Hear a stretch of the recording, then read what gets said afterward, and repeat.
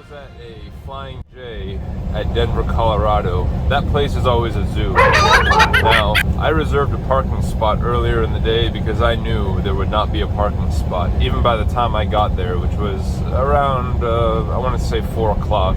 I don't know the exact time.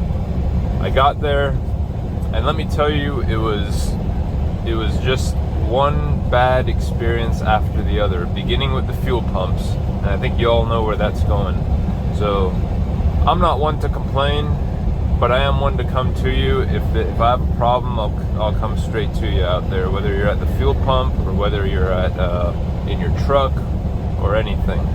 But I cut out a lot of the, let's say, the colorful scenes, and I put the end there, the resolution.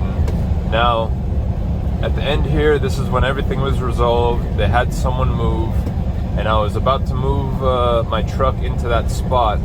I thought that someone else was about to go take it, which was really about to set me off.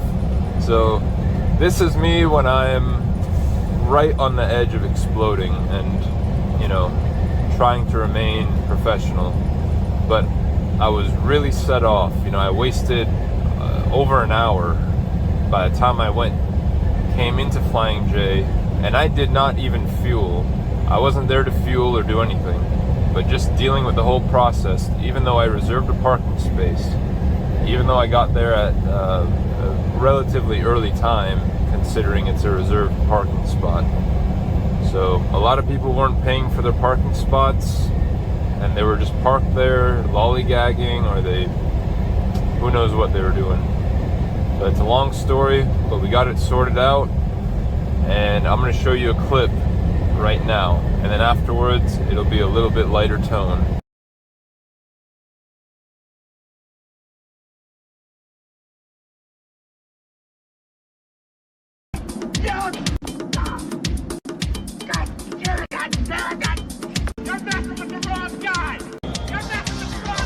Come to Marathon, may I help you?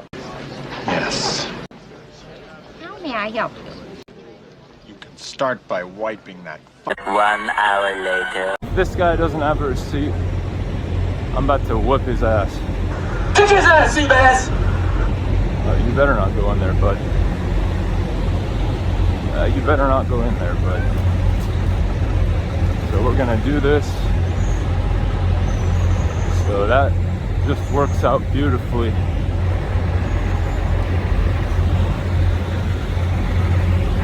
So right, we'll park ourselves right over there. Beautiful. Now let's get the hell out of here. Now I'm gonna nose into this because this is such a jacked up truck stop. I'm not gonna be able to get into there.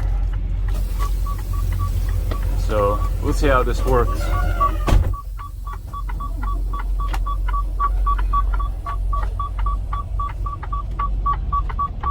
Finally. Been here for too long. Enhance your comm, John Sparks. Look, I've had it with enhancing my comm. Yeah, we're nosing in. These jackasses at this place will probably tear my hood off.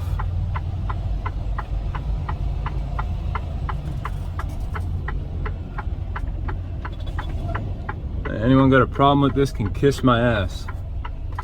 Hey! Phil? Phil? Hey! Phil Connors, man!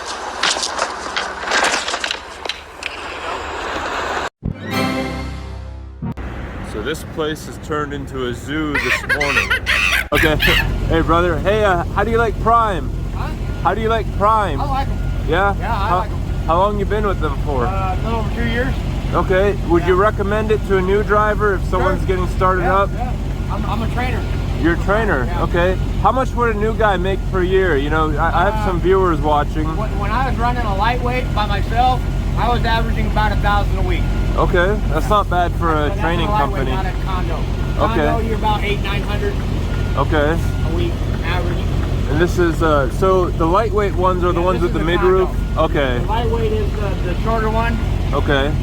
The bunk's like right behind the seats. Oh, I got you. They don't have the closet and all that in the lightweight. Have you seen those ones that have 3 bunks? I think CR Yeah, England CR does England it. runs them. That's scary. I man. couldn't do that, you Wow, know. that's scary. someone be right on top. Bump when it's moving. Yeah, that's those guys are wacky. I like it. Yeah. I make good money as a trainer. All right. Well, hey, it was good talking to you, brother. Take care, man.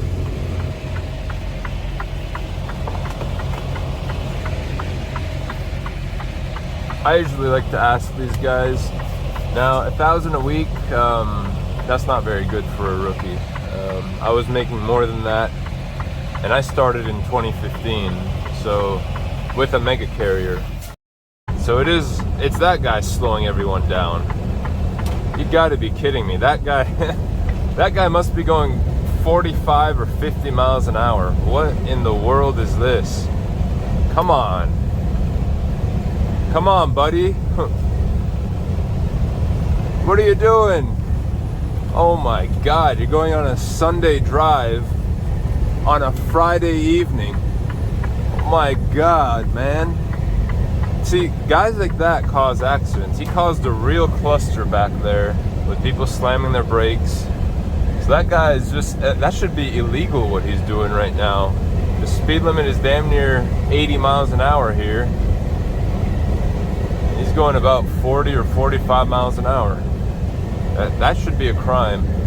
You know, I told you all before, I'm thinking of law enforcement, and that would be funny because if this channel does ever somehow take off and I'm known as Outlaw, that's going to be real interesting to try to explain to the chief of police or the sheriff, or heck, if I go into anything else that might be a little higher. Oh man, I cannot stop to help. I usually stop to help folks, but I've got a strict appointment with Walmart, and if I stopped to help I would have been late, and that's a big mess. That is an absolute mess. If you're ever late for Walmart, you might as well just turn in a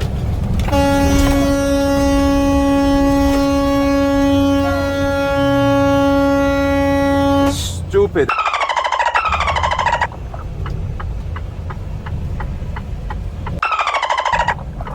I'm gonna pull that. I really slammed my brakes on that one there. Wow. Wow, what a guy that is. Wow.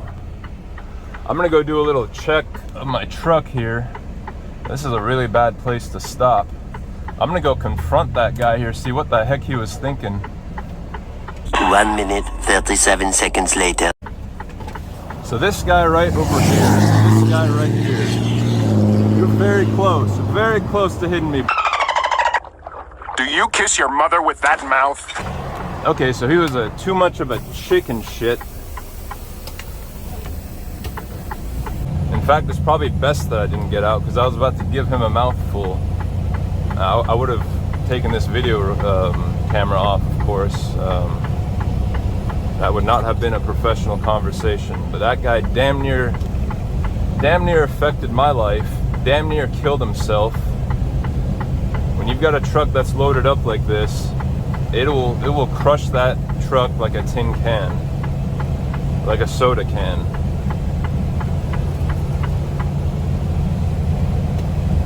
That was ridiculous. All it takes is one time. You kill someone out here and you get lawyers coming after you, those scumbags. You get, you know, everybody. They always try to target the truck driver. And that just about ticks me off. Oh, if I would have stepped out of the truck, that wouldn't have been good. I would have taken this goofy thing off my head and went right up to him. And yeah, really, it's a good thing he rolled away, because nothing productive would have came of that.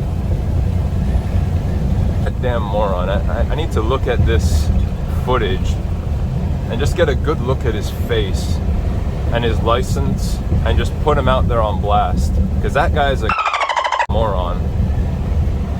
I need to bleep this video out. I wanted to get out and see who the hell this knucklehead was. Oklahoma City right here, by the way. Leaving Oklahoma City. I thought South Carolina had the biggest knuckleheads in the country. That and North Carolina, but I think Oklahoma City, they got a bunch of... One long, angry line later. If I offended anyone, then hey, it is what it is. So I'm gonna wrap up this video by saying I appreciate you all that support me.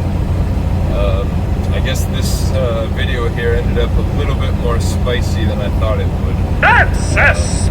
But I'm gonna throw it in there, and this is what I deal with out here. I deal with morons, I deal with good people, I deal with morons, and I deal with all sorts of in between.